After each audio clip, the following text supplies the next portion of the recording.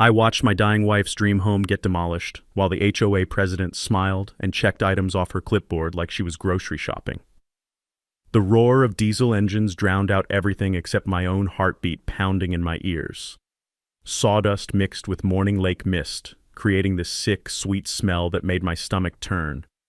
The crunch of splintering wood echoed across the water as my $2.3 million lakefront mansion, the place Sarah and I planned to grow old together, got turned into rubble over $847 in bogus fees. Deborah Whitmore stood there in her pressed blazer, practically glowing with satisfaction. She thought she'd finally crushed the troublemaker who dared question her authority. What she didn't know was that she was standing on my land. All of it. Every acre in this valley. And she just made the worst mistake of her life. What would you do if your HOA demolished your dream home while you stood there helpless? Or so they thought. Comment below and tell me where you're watching from, because this revenge is about to get legendary. My name is Marcus Blackwood, and 3 years ago I thought I had life figured out.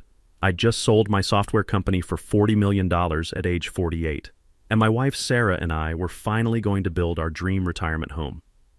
We'd found this perfect spot in Willowbrook Valley, Colorado, 847 acres of pristine mountain wilderness wrapped around a crystal-clear lake, about 2.5 hours from Denver. Sarah had stage 4 pancreatic cancer when we bought the land. The doctors gave her 6 months, but she was determined to see our house built. She'd sit in her wheelchair on the construction site, directing workers with this fierce joy that made everyone fall in love with her. The smell of fresh pine lumber became her favorite scent because it meant we were building our future together. The sound of hammers ringing against nails was music to her ears. She passed away 3 months before the house was finished. I moved into our lakefront mansion alone, carrying her ashes in a wooden box she'd picked out herself. Our 2 adult kids, Connor, 28, an architect in Denver, and Riley, 25, an environmental lawyer, helped me through those first brutal months. The place was everything we'd dreamed, 6,200 square feet of timber and glass, with a wraparound deck that caught the sunrise over the mountains. Morning frost would crunch under my feet when I walked the wooden dock at dawn, the metallic taste of grief still sharp in my mouth. The community seemed perfect. 34 luxury homes, average value around $1.8 million, filled with successful professionals who'd escaped city stress. Old money families mixed uneasily with new tech wealth. Think country club meets Silicon Valley, with all the charm you'd expect from that combination. Then I met Deborah Whitmore, and my peaceful grief sanctuary turned into a war zone. She appeared at my door 2 weeks after I moved in, clipboard clutched like a weapon, wearing a smile that could freeze hell over. 58 years old, former corporate HR director, who'd clearly missed her calling as a prison warden. Divorced with no kids, just her and that massive house she'd inherited from her ex-husband's family money. She'd been HOA president for 7 years, ruling the valley like her personal fiefdom. "Your dock extends 12 inches beyond approved specifications," she announced like she was delivering a terminal diagnosis. "That's a $150 violation." I blinked. This dock was pre-approved by the previous board. "I have all the documentation." Her smile turned predatory. "Previous approvals don't supersede current standards. I'm the president now, and I enforce current compliance." When I politely requested clarification in writing, like a reasonable human being, that $150 fine magically became $847. She called it an attitude adjustment fee for hostile correspondence. Apparently, asking for basic documentation qualified as acts of war in Deborah's twisted kingdom. I started digging and discovered the ugly truth.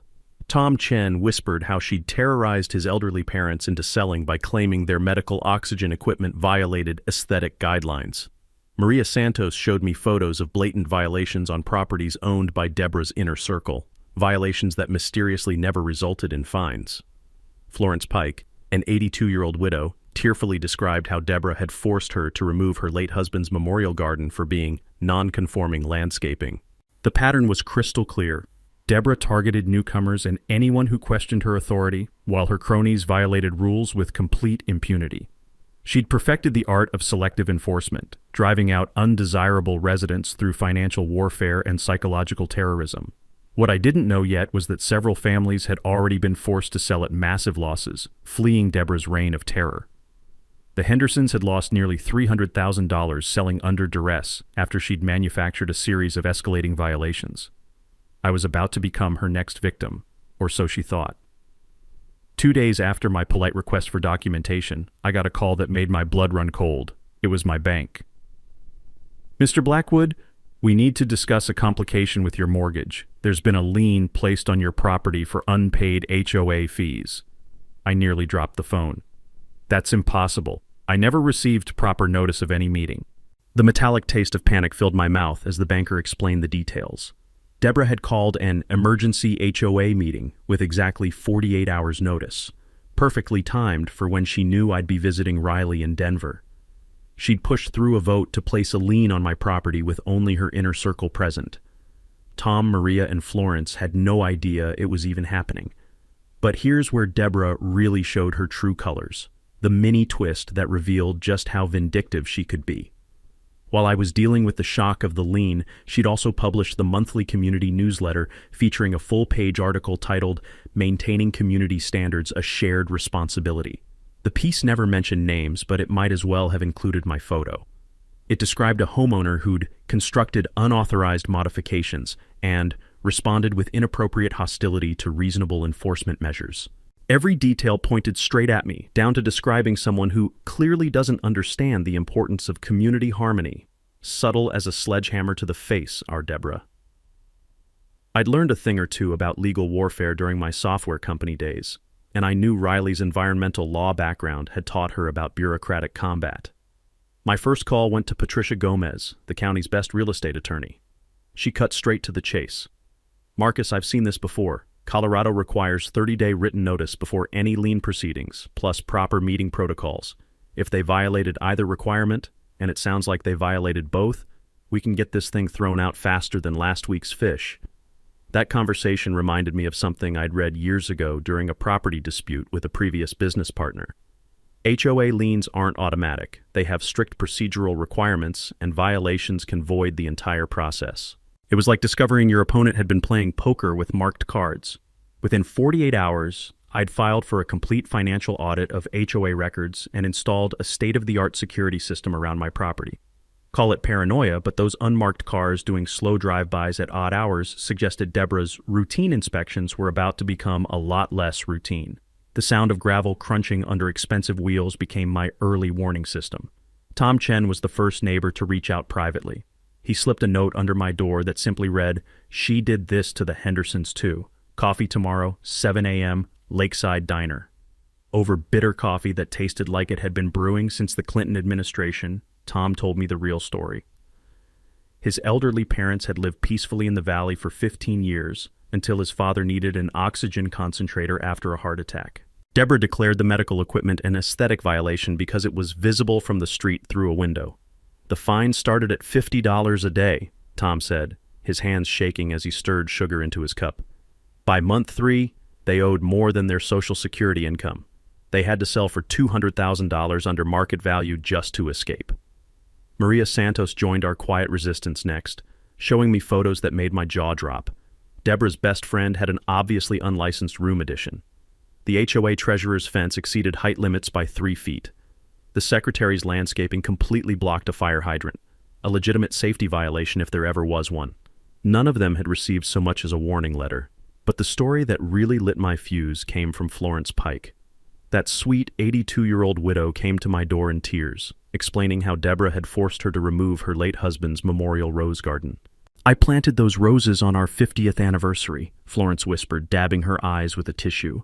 "Harold spent his last summer tending them. She said they weren't architecturally consistent with neighborhood aesthetics." The smell of those destroyed roses still lingered in Florence's yard. A sickly sweet scent of petals left to rot in the compost bin. That's when the full picture became crystal clear. This wasn't about property values or community standards. This was systematic targeting of anyone who didn't fit Deborah's narrow vision of who belonged in her valley. New money, elderly residents, anyone who dared question her authority. We were all marked for elimination. The stakes couldn't be higher. My home, my peace, and my ability to honor Sarah's memory were all under direct attack. But Deborah had made one crucial miscalculation. She'd picked a fight with someone who had both the resources and the motivation to fight back, and I was just getting started.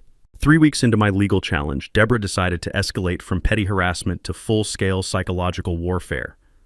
It started with the anonymous complaints. 7 different violation notices arrived in my mailbox over 5 days, each one more ridiculous than the last. My landscaping was excessive and non-conforming. My security cameras created privacy concerns for neighbors. The outdoor furniture on my deck violated aesthetic guidelines. Even my mailbox, the same standard black box every house had, was suddenly not in compliance with community standards. The smell of fresh ink on those violation notices became as familiar as my morning coffee and about as welcome as a tax audit. But here's the mini twist that showed just how deep Deborah's corruption ran. She wasn't just making up rules as she went, she was retroactively changing them. I discovered this when Patricia pulled the official HOA bylaws from county records and compared them to the updated standards Deborah was citing.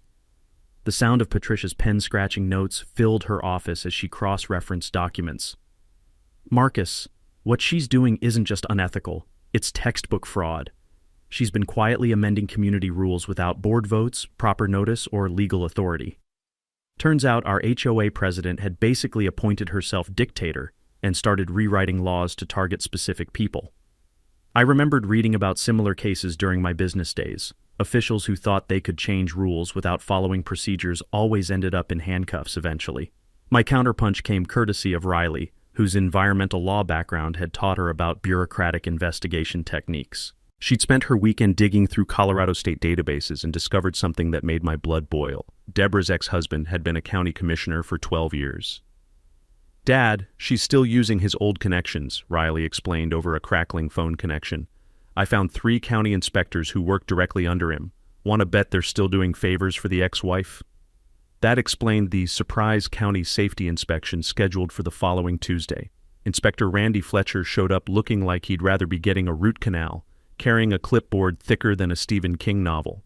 He spent 3 hours measuring everything from my stair risers to my deck railing heights, clearly fishing for violations. The metallic snap of his tape measure became the soundtrack to my growing certainty that this inspection had been choreographed in advance. But Randy didn't know about my secret weapon, comprehensive documentation. Every conversation, every measurement, every theatrical discovery he made was being recorded by my security system. I'd learned during my software development years that when dealing with corrupt officials, video evidence beats their word every single time. Riley had also armed me with some interesting legal ammunition from her corruption cases. Colorado's Fair Debt Collection Practices Act covers HOAs too. Organizations that threaten liens without proper documentation face $1,000 penalties per violation, plus attorney fees. It was like discovering your poker opponent had been playing with marked cards for years. When Randy discovered that my deck railing was allegedly 1 inch too low, a measurement that somehow contradicted the original building inspector's approval, I knew we'd caught them manufacturing evidence. The community intelligence network was growing stronger too. Tom Chen's weekend barbecues became our unofficial war room, where the smell of grilled burgers mixed with the taste of sweet revenge. Maria Santos had started photographing every violation Deborah ignored throughout the neighborhood, building a database that would make a federal prosecutor's mouth water. Even Florence Pike had joined our resistance, keeping a detailed log of Deborah's inspection visits with the precision of a Swiss watchmaker. "She forced the Yamadas out 2 years ago," Maria revealed, flipping through her evidence folder. "Claimed their Japanese garden violated native landscaping requirements that didn't exist until she invented them on the spot." Tom's knuckles went white around his beer bottle. The Parkers lost everything over their daughter's wheelchair ramp. Deborah called it an unapproved modification that affected property values. The pattern was crystal clear: systematic elimination of anyone who didn't fit Deborah's narrow vision of who belonged in her valley. Discrimination disguised as property management, successful because victims either couldn't afford legal battles or didn't understand their rights. The evening mountain air carried the sound of distant laughter from other neighborhood gatherings, a reminder of the peaceful community this could be without Deborah's tyranny. But she'd made one fatal miscalculation this time. She'd picked a fight with someone who had deep pockets, legal connections, and a daughter who specialized in dismantling corrupt officials piece by piece. Deborah thought she was tightening the noose around my neck. Instead, she was weaving the rope that would hang her entire criminal enterprise. By month 2 of our war, Deborah had apparently decided that subtlety was overrated. She was done playing games and ready to go nuclear. The acceleration started with an emergency assessment notice that appeared in my mailbox on a Tuesday morning. Every homeowner was being charged $2,800 for immediate structural repairs to community infrastructure. The notice gave residents exactly 10 days to pay, with late fees starting at $150 per day. The paper felt expensive between my fingers, premium cardstock that probably cost more than most people's grocery bills. Deborah wasn't just stealing our money, she was doing it with style. But here's where the mini twist revealed just how desperate she'd become. This wasn't a real emergency assessment. Riley's investigation into the HOA's financial records, which we'd finally obtained through Patricia's legal maneuvering, showed something that made my jaw drop. Every single community improvement expense from the past 18 months matched renovations to Deborah's own property. The $15,000 for entrance gate maintenance coincided with her new wrought iron fence. The $8,500 for landscape consulting happened the same month she installed a professional irrigation system. The $12,000 for legal fees was paid to a law firm that didn't exist. The address led to a UPS store mailbox. "Dad," Riley said during our emergency video call, her voice tight with controlled anger, "she's been embezzling HOA funds to upgrade her own house for almost 2 years. This isn't property management, it's organized theft." My counterpunch came in the form of a whistleblower complaint to the IRS and a formal fraud report to the state attorney general's office. But I also had Connor, my architect's son, help me with something more immediately satisfying: a photographic surveillance operation. Connor spent his weekend hiking around the valley with a telephoto lens, documenting every upgrade to Deborah's property.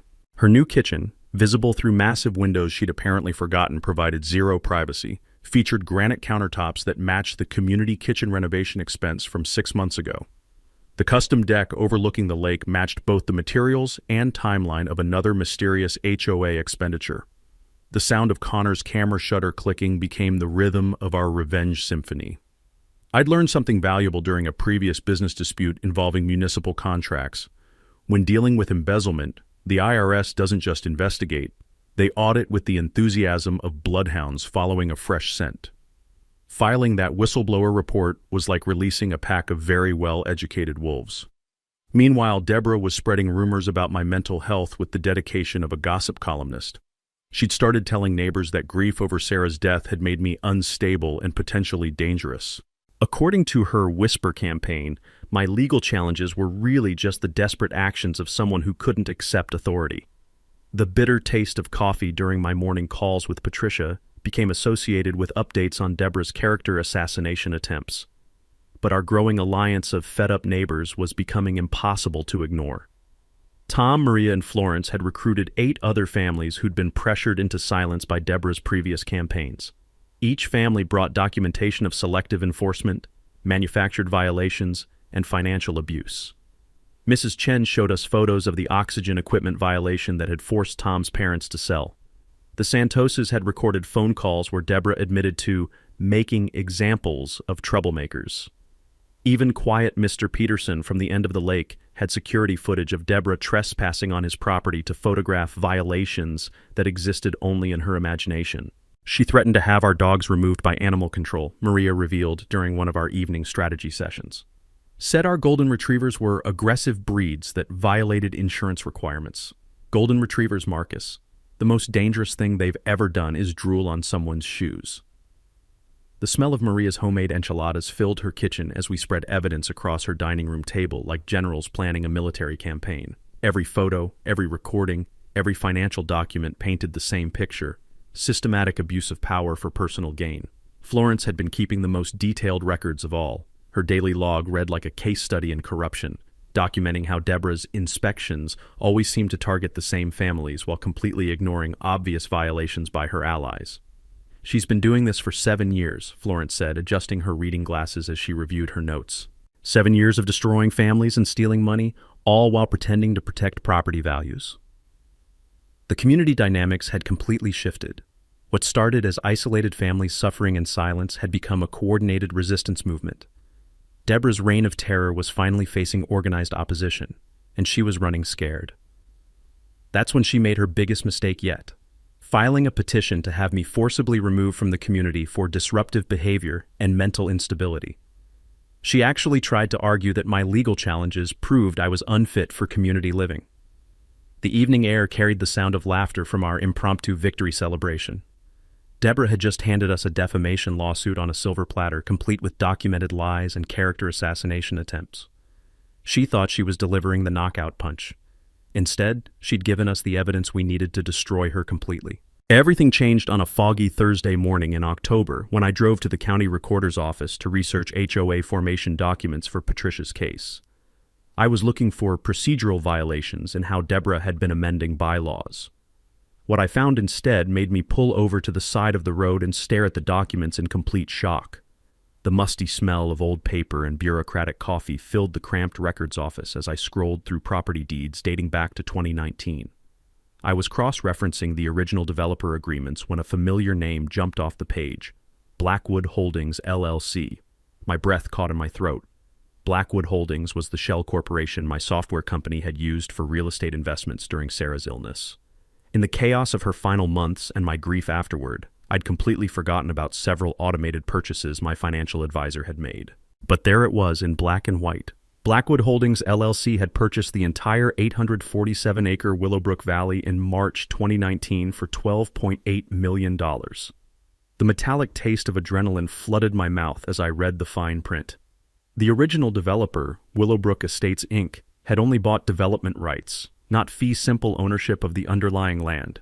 Every single house in the valley, including Deborah's, existed on 99-year ground leases from the true landowner, me.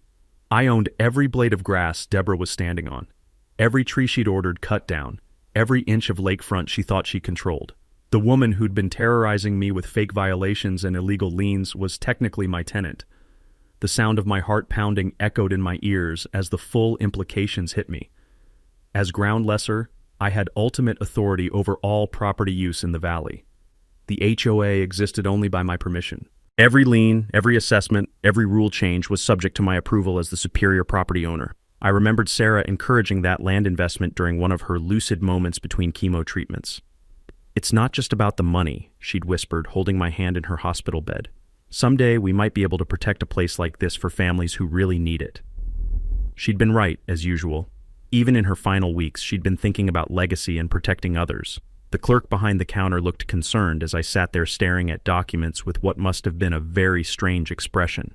I mumbled something about needing copies and stumbled out to my truck in a daze. This changed everything. I could end Deborah's reign of terror with a single phone call, evict her, dissolve the HOA, restructure the entire community however I wanted. The nuclear option wasn't just available, it was legally bulletproof. But as I sat in my truck, watching the morning fog lift off the lake, I realized something important. Simply revealing my ownership would solve my immediate problem, but might not protect future residents from similar abuse. Deborah would be gone, but the system that allowed her to flourish would remain intact. There was a better way, a way that would expose her corruption, compensate her victims, and create lasting protections for the entire community. Sarah had always believed in justice that healed rather than just punished. The cool October air carried the scent of pine needles and possibility as I made my decision. I wouldn't play my ace card yet. I'd gather enough evidence to destroy Deborah's operation completely, then use my ownership authority to build something better in its place. Patricia nearly dropped her coffee when I called with the news. "Marcus, this is unprecedented. You could literally shut down the entire HOA today." "I know," I said, watching an eagle circle over the lake that I apparently owned. "But I want to do this right. Sarah and I bought this land to create something special. Let's make sure it stays that way." Riley was even more excited about the strategic possibilities. "Dad, as ground lessor, you can restructure the whole governance system, create resident protections that can't be overturned by future boards, build in transparency requirements, term limits, financial oversight, everything needed to prevent another Deborah." The revelation felt like Sarah reaching out from beyond to hand me the tools I needed. Not just for revenge, but for redemption. This valley could become the community she'd envisioned, a place where neighbors looked out for each other instead of tearing each other down. I decided to keep gathering evidence while Deborah dug her own grave deeper. Let her escalate her attacks, commit more crimes, reveal the full extent of her corruption. When the time came for my revelation, it would be devastating and complete. The woman who demolished my house thinking she owned the place was about to learn exactly who held the real power in Willowbrook Valley. The week after my groundbreaking discovery, my house turned into a war room that would make the Pentagon jealous. Riley drove up from Denver with boxes of legal files, Connor brought architectural survey equipment, and Patricia arrived with a forensic accountant who looked like she could audit Al Capone's books and still have energy left for hot yoga. The smell of fresh coffee mixed with the ozone scent of multiple laptops running at full capacity as we mapped out our strategy across Sarah's antique dining room table, the one she'd insisted we buy for important family meetings. She would have loved this particular meeting. "Okay, team," Riley announced, spreading financial documents like a general planning D-Day.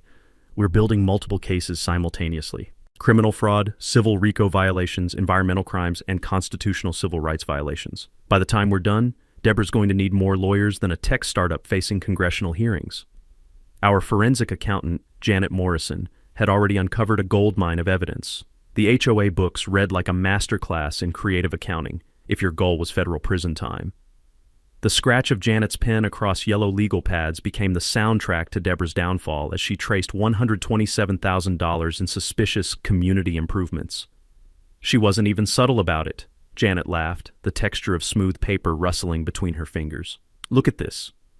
$8,500 for landscape consulting services paid to Mountain Vista Design Solutions, which is just a DBA for her personal checking account. The woman was literally writing herself checks and calling it community expenses." Connor had spent the weekend conducting what he called architectural reconnaissance throughout the valley. His survey equipment beeped and clicked like a mechanical heartbeat as he documented actual property boundaries versus HOA fiction. The results were fascinating and legally explosive. "Dad, she's been collecting fees for maintaining common areas that don't actually exist," Connor explained, his finger tracing lines across detailed maps. "This community recreation area she charges everyone $200 annually to maintain, it's actually Mrs. Chen's backyard. She's been billing residents to mow someone's private lawn." I remembered something crucial from my software company days when we dealt with embezzlement by a CFO. When building a case against systematic corruption, you need overwhelming evidence from multiple angles. It's not enough to prove someone stole. You have to prove they stole systematically, repeatedly, and with intent to defraud. That turns misdemeanor theft into felony racketeering. The technical preparation was yielding incredible results. Patricia had filed emergency injunctions to stop foreclosure proceedings, while Riley coordinated with federal environmental investigators about illegal tree removals and improper demolition debris disposal. The EPA was very interested in Deborah's tendency to treat environmental regulations like optional suggestions. Our community intelligence network had grown into something that would make the NSA proud. Tom, Maria, and Florence had recruited 12 families willing to testify, creating a database of violations that read like a prosecutor's wet dream. Each family brought recordings, photos, and documentation spanning years of selective enforcement and financial extortion. The mechanical whir of Maria's printer working overtime filled her kitchen as she organized evidence packets. Every photo was dated, cross-referenced with HOA financial records, and organized into a timeline that revealed an undeniable pattern of predatory behavior.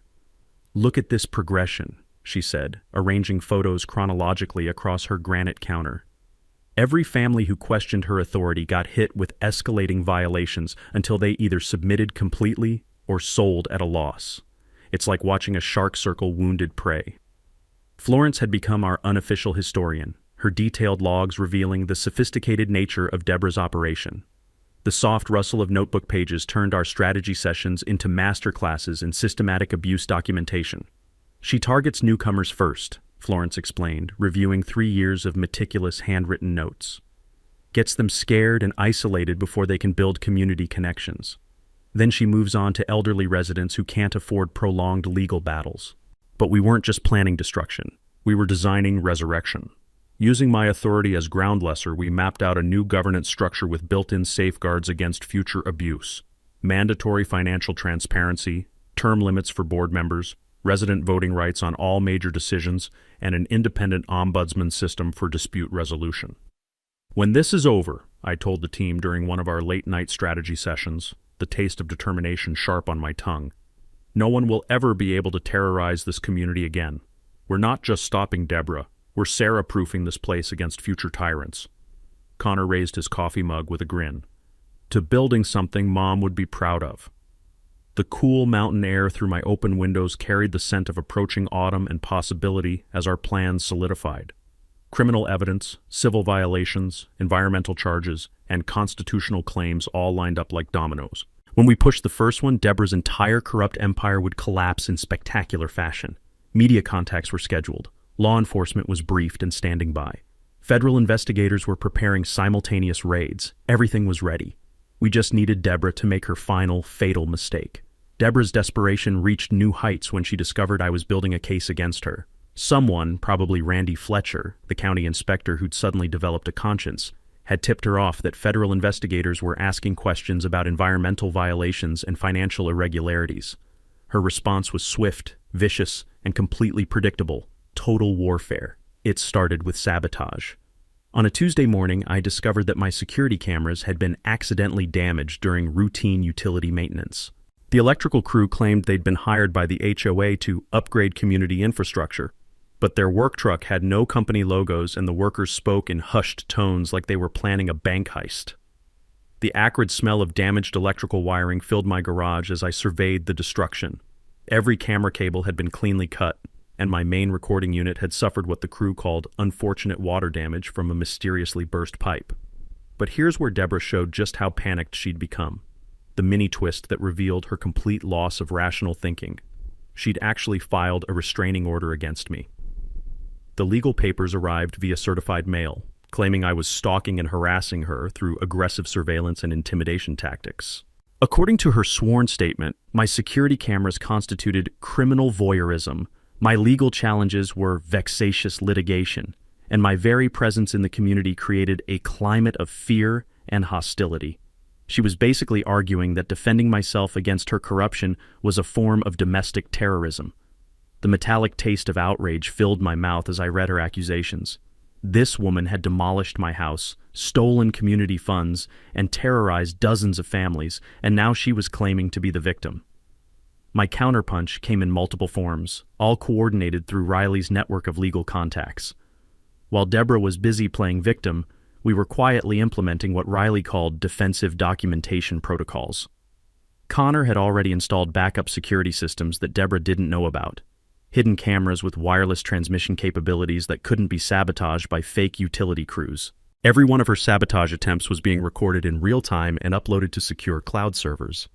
"Dad," Connor explained while installing the final hidden camera, "she just gave us evidence of conspiracy to obstruct justice.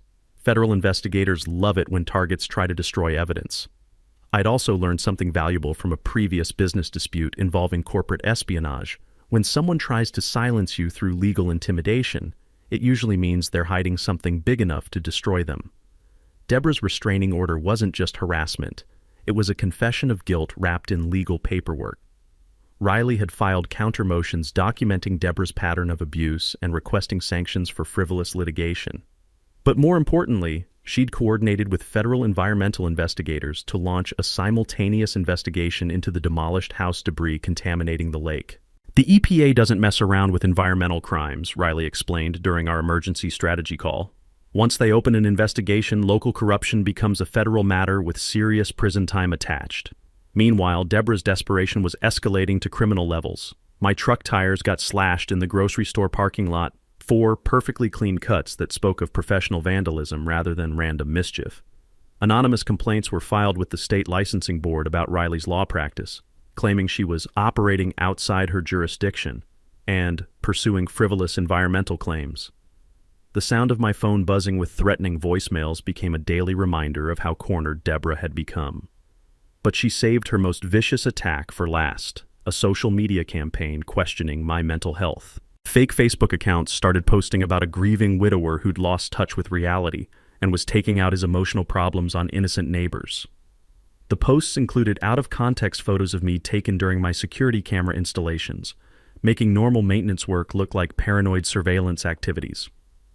The bitter taste of defamation mixed with coffee during my morning calls with Patricia, who was documenting every false post for our inevitable lawsuit. "Marcus, she's handed us a textbook defamation case," Patricia said, screenshots printing in the background. "Written lies, published to third parties, causing reputational damage. It's like she's following a how-to guide for getting sued into oblivion. Our community intelligence network was capturing everything. Tom had recorded phone conversations where Deborah admitted to making examples of troublemakers.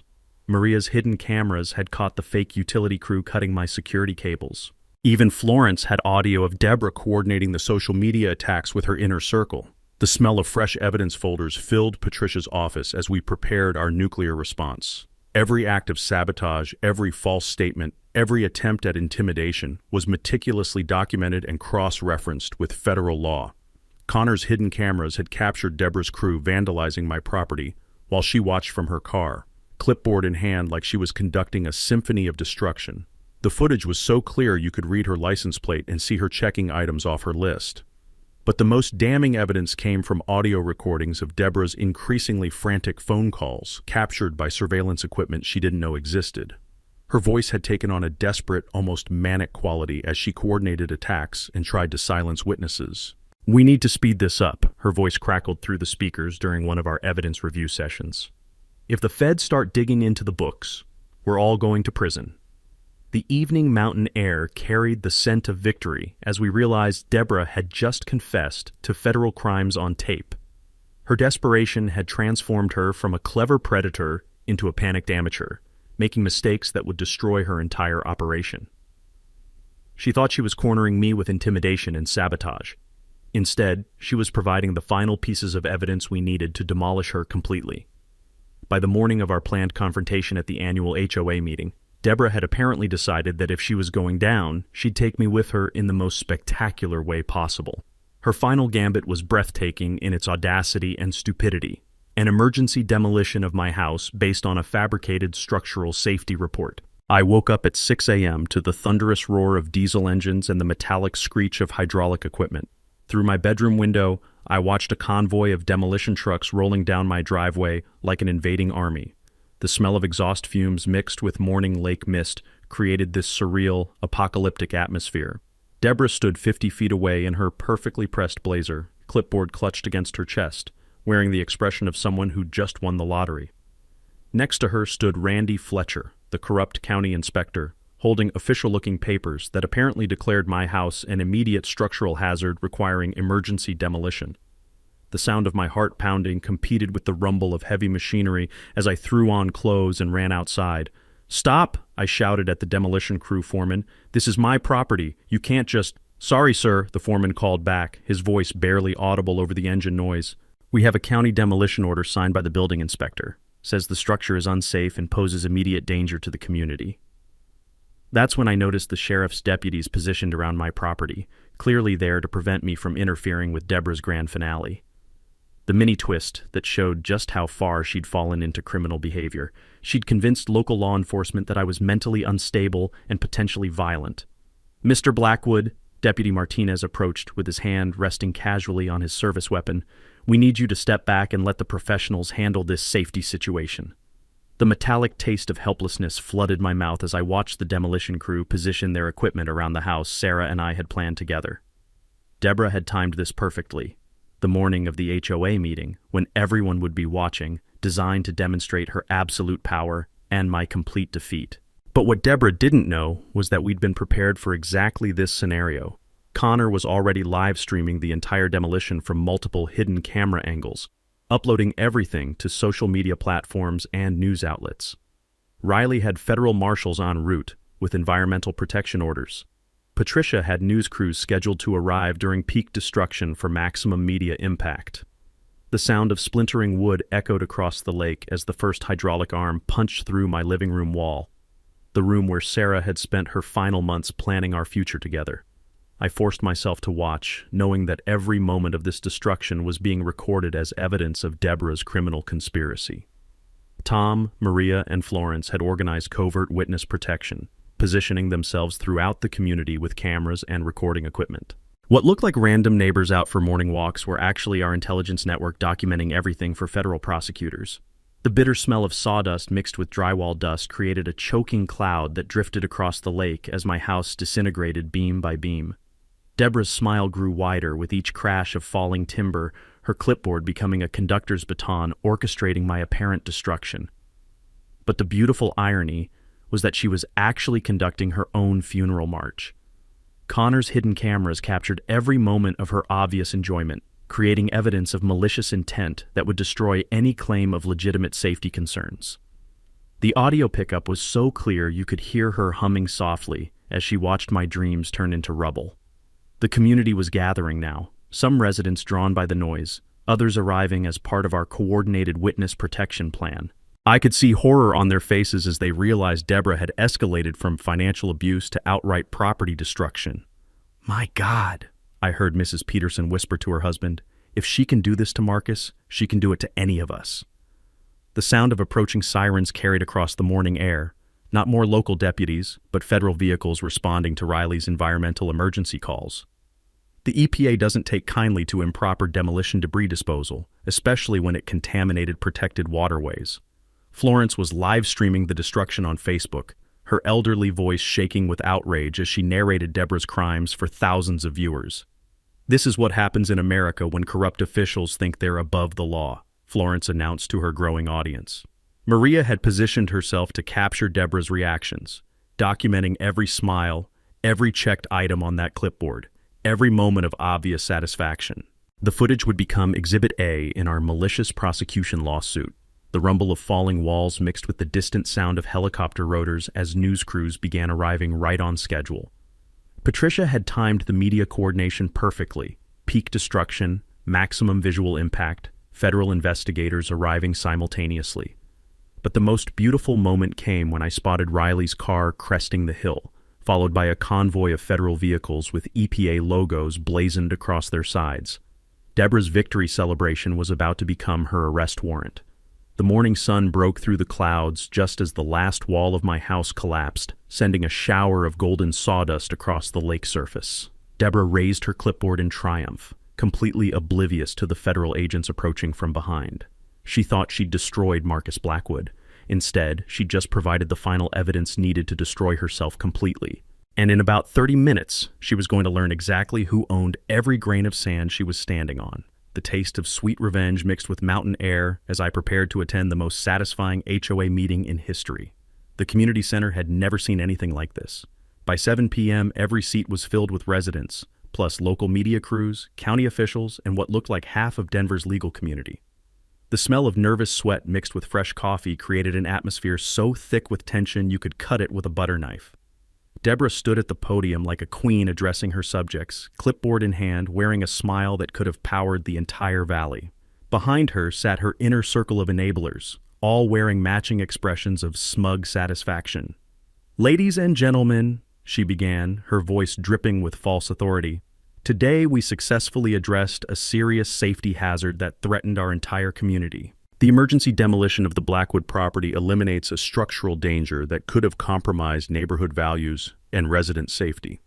The sound of her heels clicking against the hardwood floor echoed through the packed room as she paced behind the podium like a prosecutor delivering closing arguments. "I hope this action demonstrates our commitment to maintaining the standards that make Willowbrook Valley the premier residential community in Colorado," she continued, checking items off her clipboard with theatrical precision. "Mr. Blackwood's unfortunate inability to accept reasonable community guidelines forced us to take decisive action." She paused for effect, scanning the crowd with the confidence of someone who believed she'd already won the war. "Before we proceed with tonight's agenda, I'm calling for an immediate vote to permanently ban Mr. Blackwood from all community property for his pattern of disruptive and potentially dangerous behavior." The metallic taste of anticipation flooded my mouth as I stood up slowly from my seat in the back row. Every head in the room turned toward me, cameras swiveling to capture what everyone assumed would be my moment of defeat. "Deborah," I said, my voice carrying clearly across the silent room, "before we vote on anything, there's something everyone should know about property ownership in this valley." I walked calmly to the front, pulling a manila folder from my jacket.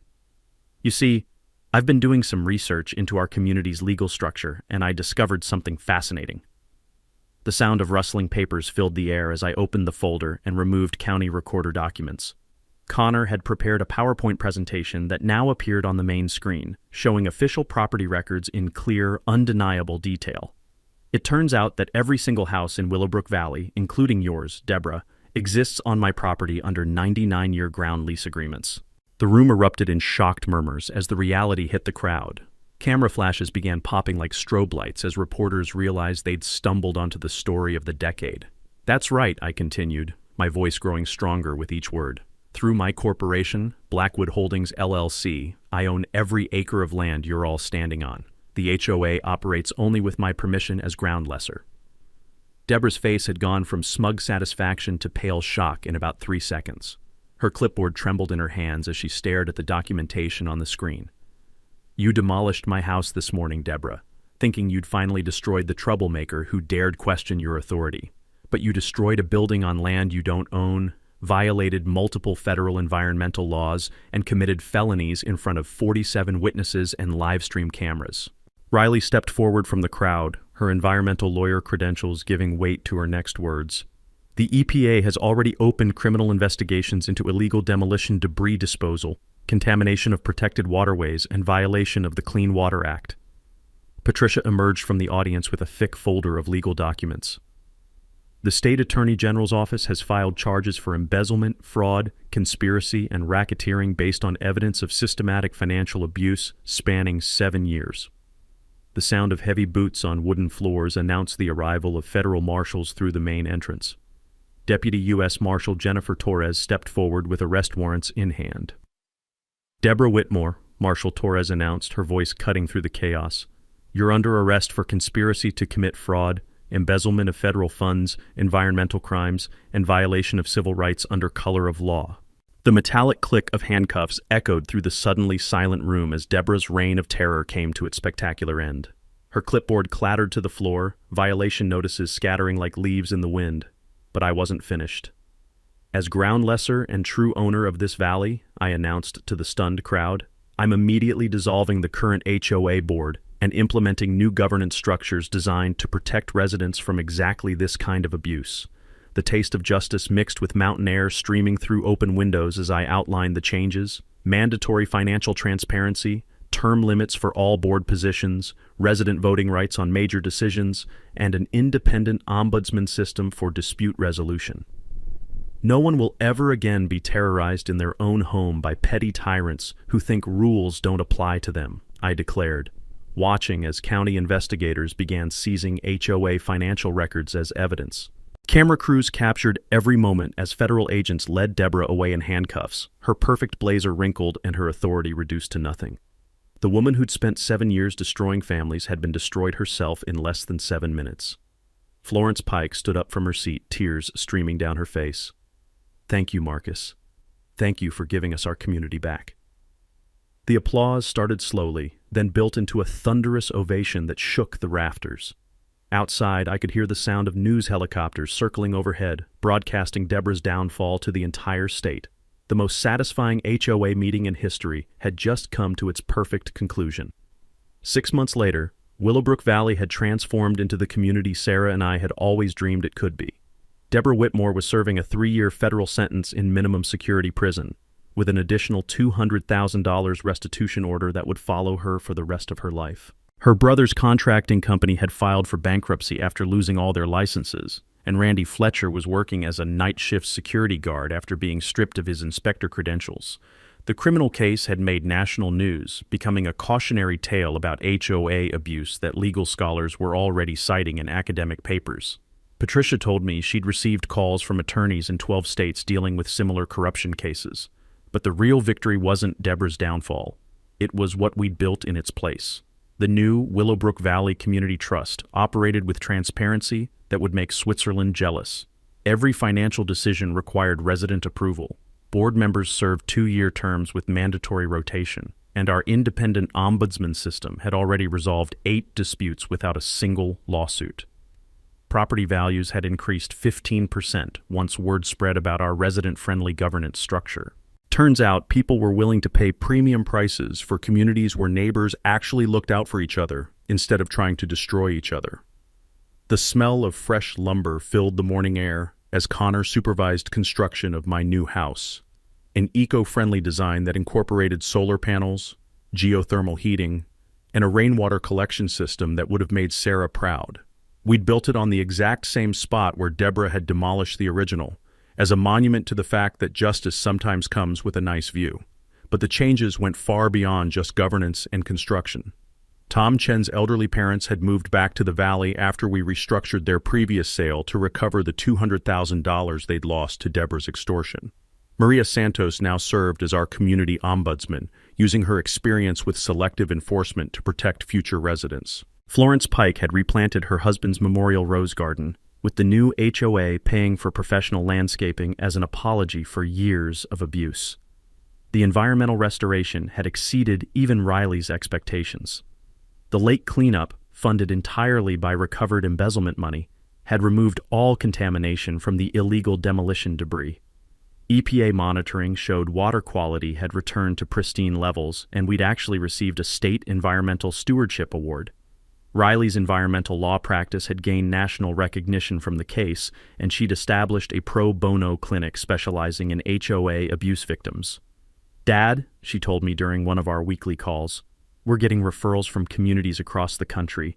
Apparently Deborah wasn't unique, she was just uniquely stupid about getting caught." The Sarah Blackwood Memorial Scholarship had already funded 3 environmental law students at the University of Colorado, with plans to expand the program as our community trust grew. Every year, we'd select students who demonstrated passion for protecting communities from exactly the kind of abuse Deborah had perfected. Our annual Healthy Communities Festival had become the social event of the Colorado Mountains, featuring local businesses, environmental education, and workshops on resident rights. The irony wasn't lost on anyone that the Valley's biggest celebration focused on community cooperation, everything Deborah had spent 7 years trying to destroy. But my favorite change was the most personal one. Every morning I walked the wooden dock that had started this entire war, watching eagles circle overhead and listening to the sound of children playing in yards where their families no longer lived in fear. The taste of mountain air mixed with the scent of pine needles reminded me daily that Sarah's vision for this place had finally come true. The conservation fund we'd established had protected an additional 500 acres of surrounding wilderness, ensuring that future generations would enjoy the same pristine mountain environment that had drawn us here originally. Sometimes I'd catch myself having conversations with Sarah's memory, telling her about the families who now felt safe in their own homes. The legal precedent from our case had already been cited in 23 other HOA corruption prosecutions across the country. Colorado had passed new legislation limiting HOA authority and requiring financial transparency, with similar bills pending in 6 other states. During our community's 2nd annual meeting under the new governance structure, Florence Pike stood up to make an announcement that brought tears to my eyes. "I want to thank Marcus Blackwood for showing us that good people who organize are always stronger than bad people who cheat," she said, her voice strong and clear. "This valley is proof that communities can heal from even the worst abuse when neighbors stand together." The applause that followed felt like Sarah's approval echoing off the mountains. As I write this, sitting on the deck of our rebuilt house with my morning coffee, I can see Tom and Maria's kids playing by the lake while their parents chat with new neighbors who moved here specifically because of our reputation for fair governance. The sound of laughter carries across water that sparkles in the morning sun, untainted by corruption or fear. Deborah thought she could terrorize people into submission through petty tyranny and selective enforcement. Instead, she taught an entire community that standing together against bullies creates something stronger and more beautiful than anything individual wealth can buy. And every time I watch an eagle soar over this valley that Sarah loved, I know she'd be proud of what we built from the ashes of Deborah's empire. Now, I want to hear your stories. Drop a comment sharing your worst HOA nightmare. Let's help each other spot the warning signs and fight back against petty tyrants who think they're above the law. And hit that subscribe button for more stories of underdogs outsmarting corrupt systems, because justice is always sweeter when it's shared. Speaking of property rights and corrupt officials, wait until you hear about the city councilman who tried to seize my neighbor's farm through eminent domain. He had no idea she was a retired federal judge with a very long memory and an even longer reach. That's a wrap for today's episode on HOA Stories. If you enjoyed watching Karma in action, smash that like button, comment your thoughts, and let us know if you've dealt with HOA madness too. Subscribe so you won't miss the next HOA meltdown we post.